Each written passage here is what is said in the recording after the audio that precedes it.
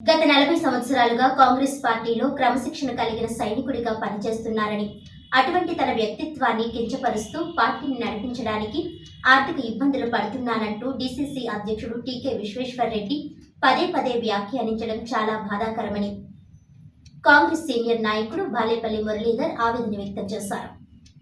Congress party తరపున గత ఎన్నికల్లో నియోజకవర్గాల్లో పోటీ చేసిన ఎంపీ ఎమ్మెల్యే అభ్యర్థులకు ఫండ్ ఇవ్వలేదని ఎవరూ ఎక్కడా చెప్పలేదని, ఈ విషయాన్ని కూడా ఆయన బాహాటంగానే పేర్కొనడం పార్టీకి నష్టం చేకూర్చే చర్యేనని అభివర్ణించారు.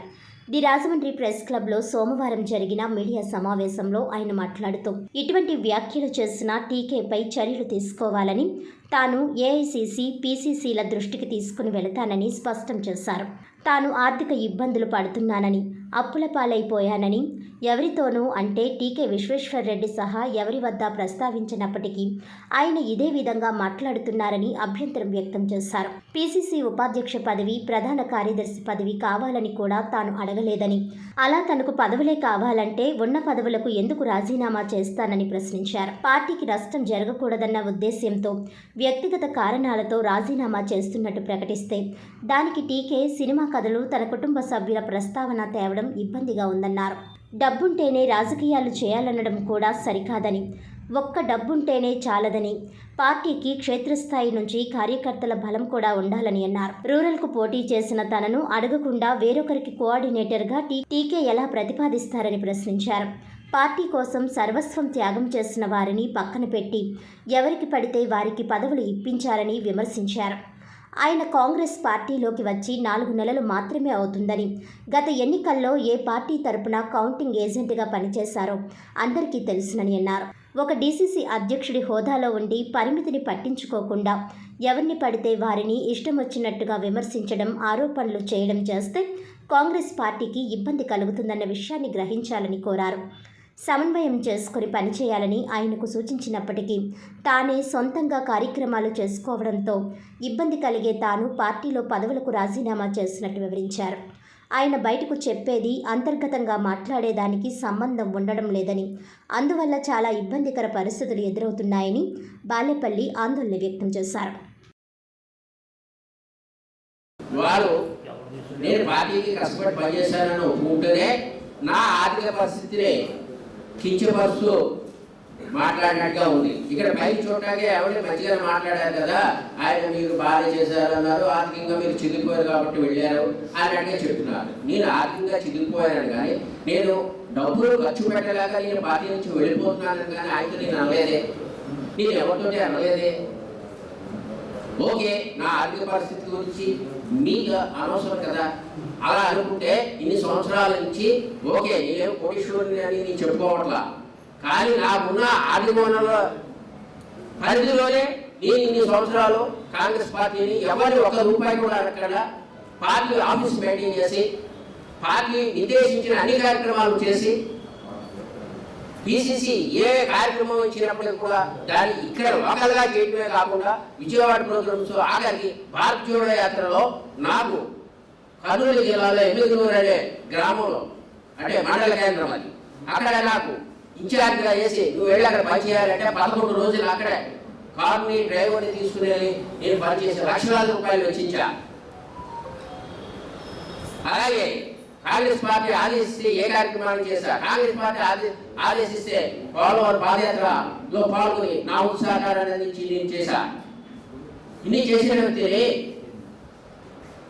మీరు ఒకటి గమనించాలి. అయ్యా, మీరు పైకి మాట్లాడేది ఒకటి, అంతర్గతంగా మీ ఆలోచన ఒకటి. ఏమిటంటే ఆయన వెళ్ళిపోవడానికి కారణం మాదేమి ఇబ్బంది ఏమి లేదు, పార్టీదేమి ఇబ్బంది లేదు, ఆయన ఇంకా పనిచేయలేక చేయలేక వెళ్ళిపోయాడనే అర్థంతో మీరు అంటే నన్ను ఈ రకంగా ఆర్థికంగా నా వ్యక్తిత్వాన్ని హననం చేస్తూ మీరు మాట్లాడటం ఎంతవరకు సమంజసం ఆలోచన చేయండి. మీరు మిమ్మల్ని నేను క్రిటిసైజ్ చేయట్లా, మీరు పార్టీలోకి వచ్చి ఒక 4 నెలలు అవుతుందేమో ఏమండి, వచ్చి ఇప్పుడే మీరు పార్టీ నడపడంత మాటలు కాదు. ఇట్లా మాట్లాడుకుంటే సంవత్సరాల కొద్ది మోసిన వాడిని నేను, నాకు ఏ రకమైన గౌరవం ఇవ్వాలండి మీరు? సరే, ఒక విషయం చెప్తున్నాను వినండి. మా సోదరులు ఉన్నారు, రాజు గారు లేదంటే శాస్త్రి గారు. నేను లోపలికి రాగానే అయ్యా నమస్కారం, ఒకసారి నమస్కారం పెడితే గౌరవం. ఒక 5 నిమిషాలు ఆగి రెండోసారి అయ్యా నమస్కారం. ఓహో మర్చిపోయి ఉంటాడు ఇందాక ఆయన, మరలా నమస్కారం పెట్టాడు. మరలా 3వ సారి 5 నిమిషాలు ఆగి మళ్ళీ నమస్కారం అనుకోండి, ఆయన గౌరవిస్తున్నట్ట చెప్పండి.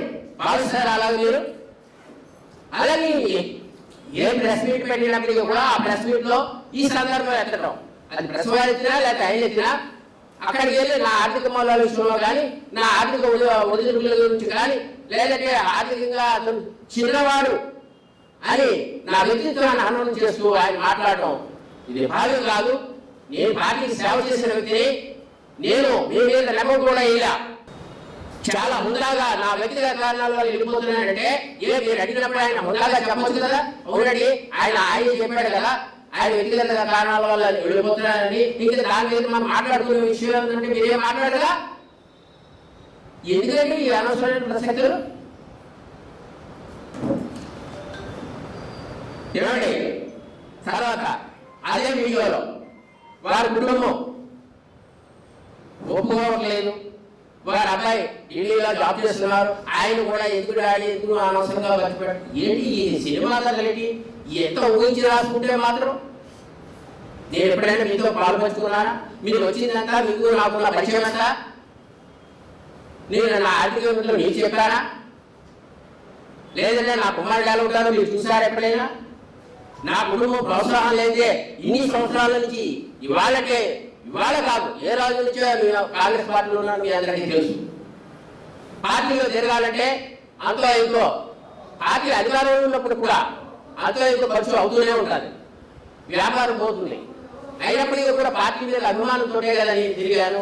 నా ఇంట్లో నా కుటుంబ సభ్యుల ప్రోత్సాహం లేకపోతే నేను తిరగలేదు కదా. నాలుగు మీకు ఎవరు చెప్పారని మా కుటుంబ సభ్యులు ఇబ్బంది పెట్టారు, లేదా మా కుటుంబ సభ్యులు కాదన్నారు, లేదా మా కుమారుడు ఎందుకు డాడీ అన్నారు? ఏమిటి ఈ కథ ఎవరు చెప్పారు? ఎలా నిర్మించుకున్నారు?